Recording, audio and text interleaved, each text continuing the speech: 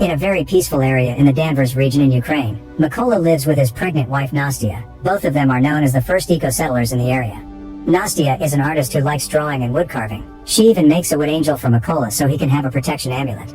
Mykola is a mathematician, physicist, and ecologist that teaches at the local school, which he travels to on his bicycle. The peace sign outside their home is the paw of the white raven, representing an ancient legend of a raven that felt pity for people and brought them fresh water and food, losing its feathers in the process. Because of the lack of electronics at home, the couple does not get any news until Mykola goes to work and gets a few minutes of TV during his break. That is how he learns about the protesters that were killed in Ukraine's capital city and Russia possibly invading the country. During class, Mykola is harassed by student Ivan, who thinks his teacher is a stranger and a weirdo so he wants him gone. But Mykola never lets him anger him because he believes in pacifism and working on guiding the youth's mind. One morning on his way to work, Mykola notices some soldiers standing by the road but pays them no mind. When he finally arrives at school, he is shocked to find it empty, and the TV quickly tells him why. Russia has invaded Ukraine. Remembering the soldiers he saw earlier, Mykola worries about his wife and rushes back to his house, but it is already too late. The Russians are there beating Nastya up and they catch Mykola too when he tries to defend her. After the soldiers make sure they are not spies, they start a fire inside the house and leave. But when Nastya tries to retaliate by throwing a stone at them, the soldiers do not hesitate to shoot her before finally going away. Devastated, Mykola clings to his wife's body while watching his house burn down. Hours later, two members of the Ukrainian militia find Mykola, and after checking his identity to make sure he is an innocent civilian, they help him dig a grave for Nastya. Then they take him away with them to their base, although before leaving Mykola makes sure to take the wood angel with him as the last memory of his wife. The higher-ups at the base are not happy about the sudden arrival of a stranger because he could be a spy, but Mykola quickly proves himself by saying he wants to join the army and drive the Russians out of their country. From then on, Mykola is sent to a heavy training course where he must learn to exhaust his body and use firearms, two things that as a pacifist he has never done before. Disassembling and assembling weapons is particularly hard for him and it earns him the mockery of his superiors, especially when he announces he has chosen Raven as a codename. Mykola does not let them put him down and trains extra hard, staying up late with weapon practice and keeping the wood angel close so he never forgets his objective, getting revenge for his wife. A few weeks later, the trainees learn there are not enough snipers at the front and the army is looking for volunteers for the job. Not many people are interested, but Mykola immediately volunteers, only to be met with more mockery.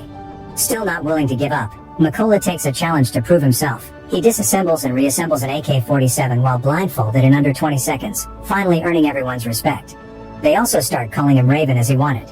The theoretical part of sniper training comes easily to Mykola thanks to his knowledge of mathematics and physics, being able to do calculations faster than the teachers themselves. He is also excellent at following the number one rule, which is keeping absolutely still and quiet, even when an instructor shoots at the ground near him. Unfortunately, he does not do well when it comes to the actual shooting because for some reason, they have given him a different weapon from everybody else, the kind of firearm that is not apt for war sniping. Whenever Mykola points this out, he is told to deal with it. Once again, Mykola refuses to give up and makes a plan to prove what he can do. The last sniper test is during the night, and the trainees must shoot as soon as a flare shot by the instructor gives them enough light around their subjects. However, Mykola does not shoot yet. He uses the light to calculate the distance and once the exam is over, then he shoots under complete darkness and hits the target exactly in the center, something nobody else managed. This allows Mykola to graduate with the highest score and ends up being assigned to a first-class unit. For his first mission, Mykola and his fellow snipers must free an important checkpoint that has been captured by the Russians. The team successfully sneaks into the area without being detected and each sniper gets assigned a target, but when they are about to shoot, they must pause the plan because a civilian car approaches the checkpoint. The Russian soldiers make the two civilians come out and hand in their passports, refusing to give them back when they ask the couple to leave. The man makes a scene as he demands to be given his things back, causing the Russian soldiers to respond with violence. Mykola's team notices this and immediately attacks, killing every soldier with quick efficient shots, including the guy that tries to hold the civilian woman hostage. Once the mission is over, the team hangs the Ukrainian flag to retake control of the checkpoint. When they return to base, Mykola hears his fellow newbies have left on a different mission, so he uses this moment of downtime to visit the school he used to work at, finding himself deeply moved by the desolate sight of the dusty classrooms. The next day, when the other team comes back, Mykola is hit by the hardest of news. One of his friends has died at the hands of an enemy sniper. This adds to the list of reasons why Mykola wants to get revenge. For the next mission, Mykola's team hides a bunch of explosives on trees behind leaves before they hide in the grass while waiting for their enemy to show up. When the Russian soldiers appear in the forest as reports had anticipated, Mykola hesitates to shoot because he sees something he cannot believe. Ivan has joined the Russian army and is coming this way with the rest of their enemies. He snaps out of it when the captain orders him to shoot, and Mykola hits the detonator, killing every Russian soldier including Ivan. When the captain asks him what was all about and hears Mykola's explanation, he responds Ivan had made his choice. Later during a break, Mykola and the captain bond over their memories of home. The captain carries with him a picture of his family and explains he has an agreement with his wife not to tell his daughters the nature of his job, so they think he is away on a business trip. In return, Mykola shows him the wood angel, explaining it symbolizes his own family. A few days later, the Ukrainian forces manage to secure the trenches by the border, so the sniper team gets in position to wait for the Russian forces that are getting ready to invade this region. Keeping the angel with him at all times, Mykola gets ready to do his job, but he loses his usual calmness when he notices that among the arriving Russian soldiers he can see the man that killed his wife. Desperate for revenge, Mykola keeps asking for permission to shoot, and the captain turns him down every time because the enemy is not in the right position yet. Eventually Mykola gets tired of waiting and shoots anyway, hitting the soldier but also giving away their location to a hidden enemy sniper that immediately retaliates and kills the captain. As the Russians open fire on them, Mykola has to drag the captain's body through the field while dodging every bullet and every bomb. Hours later, when Mykola finally makes it back to the base, his superior promises there will be an investigation to find out the sniper that killed the captain, and when they finally find him, they will call Mykola to take care of him. Meanwhile, Mykola is overwhelmed with guilt and decides to throw himself into solo missions to make up for his mistake. His sniper skills are still on point and he manages to take down many Russian soldiers, but without anyone keeping him on his toes. He also gets too risky and ends up with a wounded arm caused by an enemy bullet.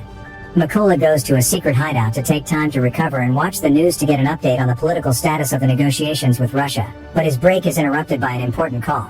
It turns out the army has found the location of the sniper that killed the captain, so Mykola needs to come back. Before the mission begins, the soldiers are told all the information that has been gathered so far. The sniper's bullets are wide-ranging. He has already killed 5 Ukrainian snipers and 3 machine gunners, and his name is Sari. To make matters worse, he records all his kills and posts the videos to demoralize them. He even had the nerve to post the recording of their captain's death. At least all these casualties have allowed them to pinpoint Sari's location, and since they cannot fill the place with mines because of a chlorine storage in the chemical plant where the enemy is hiding, they have come up with an alternate plan. Their snipers will take out the lower soldiers to clear the way in order for Mykola to sneak inside and get Sari face to face. When the mission begins, all the Ukrainian snipers get in position and wait for Mykola to get inside the building by crawling through the field. The first soldier he finds is the other man that had attacked his home and still remembers Mykola, saying he should have killed him the first time.